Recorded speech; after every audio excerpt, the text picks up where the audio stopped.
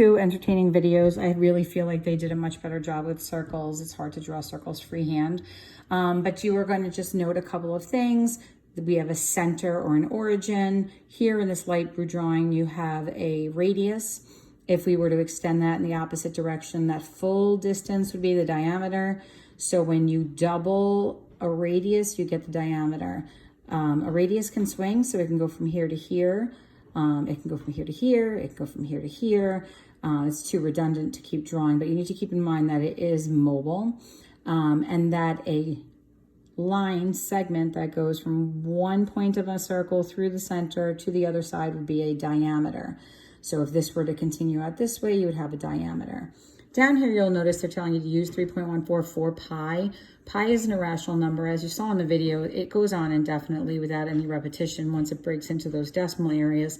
And so that can be a little complicated to work with calculations of that small values.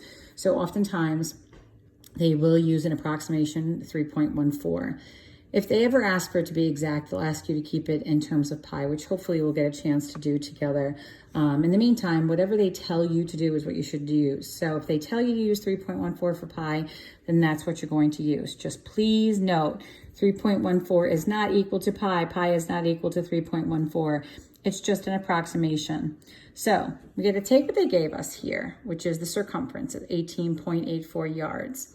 And we need to remember that we know circumference is equal to pi d. We know it was discovered because the circumference was divided by the diameter, and that's how they discovered pi. So all I'm going to do is take this formula here and the two pieces of information that I know, and I'm going to write that formula, and I'm going to replace the circumference right here with its value that they gave me. I'm going to replace pi with the value that they gave me. I'm going to undo this multiplication with division. I get that coefficient to be a 1. And when I do this, I get to the value of 6. This quotient is 6.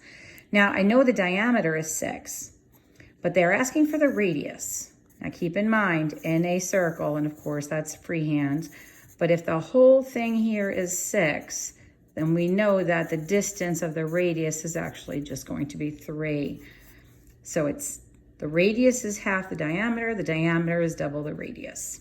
So we'll just kind of come on over here and pop that in and move on. Again, they're doing the same type of problem for us right here. I'll do one more with you. This one, they're actually asking you for the circle's diameter. So it's really going to come down to reading on this one for you guys. So when you do circumference is equal to pi d, this time they gave us the circumference was 31.4. Again, they're telling us to use 3.14 for pi, and we're going to multiply by d. We'll undo that multiplication with division. 3.14. And you guys should see some relationships in those numbers there, I hope. And when you're done doing your calculation, you should see that it's 10. So the diameter is 10. Now, in this case, if they wanted the radius, you would say 5, but they actually want the diameter this time, so we're just going to say 10. So this is what you'll be doing. When you get to area questions, you'll just use your area formula. I'll maybe do a couple more here. This one, they're asking you for the radius if the diameter is 6, so we know that that will be 3. The radius of the circle is 3. What's this circle's circumference? Again, you have to use your formula. Circumference is equal to pi d. They want the circumference. They're telling you to use 3.14. You need the diameter, but they only gave you the radius. They told you that the radius was 3. So the diameter is 6. So we're going to multiply that here, and then you'll just go and do your calculation. And I hope you still have your calculators, although I'm never sure when I'm ever going to get them back. And you get 18.84 as your circumference. And that would be in meters. So let's pop that in here.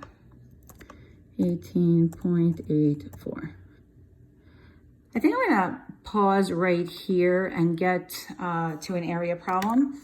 And then I think we'll be able to wrap up.